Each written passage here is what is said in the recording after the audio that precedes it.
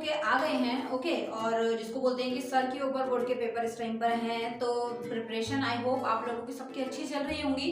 कुछ चीज़ें मैं आप लोगों को बताऊंगी जो आपको बोर्ड एग्जाम्स के टाइम पर ध्यान रखनी है, और उससे पहले आप लोगों को उनका ध्यान रखना है, ठीक है। क्योंकि बहुत सारे बच्चे जो हैं वो चीज़ें ट्राई करते हैं, लेकिन अनफॉर्चुनेटली ऐसा कुछ हो नहीं पाता है जो वो सोच के ट्राई करते हैं कि हाँ हम ऐसा कुछ करते हैं तो क्या पता हम पास हो जाएं, या क्या पता हम अच्छा स्कोर कर लें। तो बहुत सारी चीज़ें जो है इस टाइम पर आप लोगों को ध्यान रखनी होती हैं, जो कि बोर्ड एग्जाम स्टूडेंट्स के लिए बहुत ज़्यादा इंपॉर्टेंट है, ओके। फर्स्ट चीज़ जो कि मोस्ट इंपॉर्टेंट यहाँ पर आती है आपके एडमिट कार्ड्स, जो कि बहुत ज़्यादा इंपॉर्टेंट चीज़ है। बच्चे क्या करते हैं कि बहुत ज़्यादा केयरलेस दिखाते हैं, उस जगह पर केयरलेस होते हैं, और अपने एडमिट कार्ड्स जो हैं वो बीच बीच में स्किप कर देते हैं, मिसप्लेस कर देते हैं, और प्रॉब्लम में फंस जाते हैं। देन बाद में कमेंट करते हैं कि मैम हमारा एडमिट कार्ड जो है वो हमें नहीं मिल रहा है, तो प्लीज़ हेल्प कर दीजिए।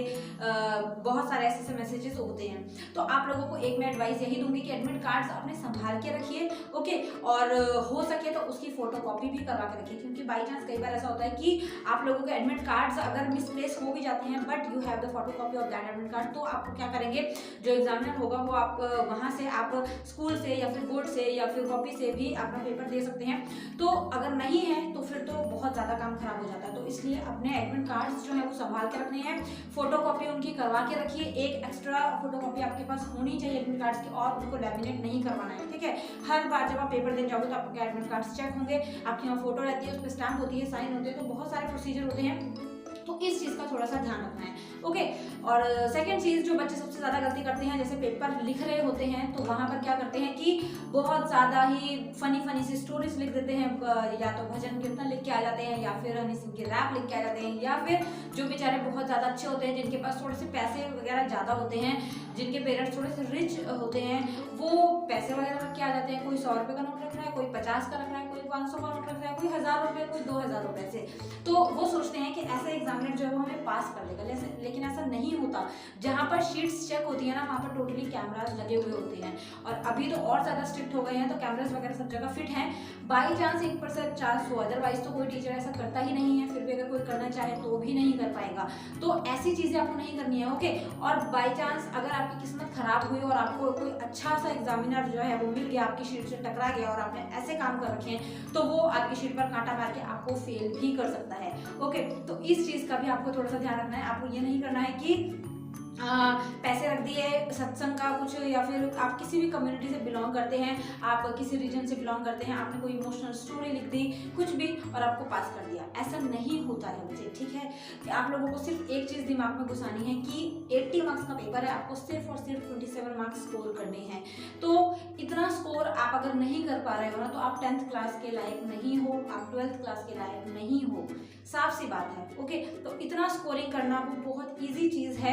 हर टीचर, हर ट्यूटर, हर आपको जो भी आपको पढ़ा रहा है इस टाइम पर, आपको सबने गाइड किया होगा कि आपको इतने मार्क्स कहाँ से अचीव करने हैं, आप किस तरीके से क्या पढ़ के इतने मार्क्स लेके आ सकते हो। तो जिन सब्जेक्ट्स में आपको लगता है ना कि हम नहीं पढ़ पाएंगे या फिर हमसे नहीं हो पाएगा, वहाँ पर आपको ज़रूरत है उन कीवर्ड्स को, उन की पॉइंट्स को पकड़ने की, जो आपको अच्छे मार्क्स दिलाएंगे, जो आपको पास करवाएंगे, ओके।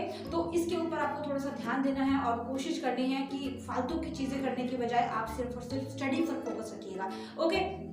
और जो एक मेजर गलती बच्चे करते हैं, मोबाइल फोन्स हो गए, आपके लैपटॉप्स हो गए, गेम्स हो गई, फ्रेंड्स हो गई, उनको 1 महीने के लिए विराम चिन्ह लगा दो। वहाँ पर उनको कह दो कि भाई तुम विश्राम करो, मुझे इस टाइम पर सिर्फ और सिर्फ पढ़ना है, ठीक है। हर चीज़ जो है वो लिमिटेड अच्छी लगती है, और खेलना कूदना, फ़ोन चलाना, मोबाइल फ़ोन यूज़ करना, गेम खेलना, अगर आप कुछ कर भी रहे हो, आप एंटरटेनिंग पर्पज़ के साथ आप उसको थोड़ी देर के लिए कर सकते हो। ऐसा नहीं है कि आप 4-4, 5-5 घंटे, 1-1 घंटा उसके ऊपर बिताओ, नहीं। ये टाइम जो है ये स्टडी का टाइम है, और ये टाइम आपका आने वाला फ्यूचर बताता है, ठीक है। जो आपकी परसेंटेज अभी आएगी ना, वो अगले 1-2 साल तक आपको सुनना पड़ेगा। अगर अच्छी परसेंटेज लेकर आओगे तो फिर तारीफ सुननी पड़ेगी, और अगर बेकार परसेंटेज लेकर आओगे तो फिर पता ही है, नानी और के घर के आके, दादा और के घर के आके, हमारे कज़न, हमारे भाई बहन, और हमारा अगर बड़ा भाई बहन है वो, चाचा और चाची, मौसी, मौसे, सब लोग जो हैं वो मिलकर आप लोगों से पूछेंगे और आपको परसेंटेज बतानी पड़ेगी। तो एटलीस्ट वहाँ पर उन चीज़ों को, मंजरों को आप याद करेंगे ना, तो आपको खुद ब खुद पढ़ने का मन करेगा, ओके। क्योंकि ऐसा होता है, हम जाते हैं कहीं पर भी, देखा है ना, रिजल्ट का टाइम अगर चल रहा होता है और अक्सर हम लोग अपने नानी के घर या दादी के घर होते हैं, तो वहाँ पर रिजल्ट अगर आ जाता है तो पूरी की पूरी पलटन, पूरा का पूरा खानदान हमसे पूछने के लिए आ जाता है, भाई कितने परसेंटेज आई, क्या रहा रिजल्ट। और वहीं पर अगर सोच लो हमारी अगर कंपार्टमेंट आ रखी है गलती से, तो किस मुंह से हम बताते हैं कि यार एक में फेल हो गया, एक में कंपार्टमेंट आ गई, तो उस टाइम पर बहुत ज़्यादा बुरा लगता है। ओके, ऐसी सिचुएशंस को जब आप इमेजिन करना स्टार्ट कर दोगे ना, तो ऑटोमेटिकली आपको पढ़ने का मन करेगा, ठीक है ना। तो इस चीज़ पर थोड़ा सा ध्यान रखना है और फोकस करना है कि आप थोड़ा सा ये चीज़ों पर गौर कर पाओ और इन मिस्टेक्स को बिल्कुल भी ना करो, ठीक है। तो नेक्स्ट वीडियो में मैं जल्दी मिलूंगी आपके साथ। इन चीज़ों के ऊपर थोड़ा ध्यान देना, जो जो चीज़ें मैंने बताई हैं। Best of luck for your board exams. जितनी हेल्प हो पाएगी, जितना सपोर्ट हो पाएगा मेरी तरफ से रहेगा। ऐसे ही आप चैनल पर बने रहें, अपना प्यार देते रहें, अपना सपोर्ट करते रहें। Thank you so much for watching, bye bye.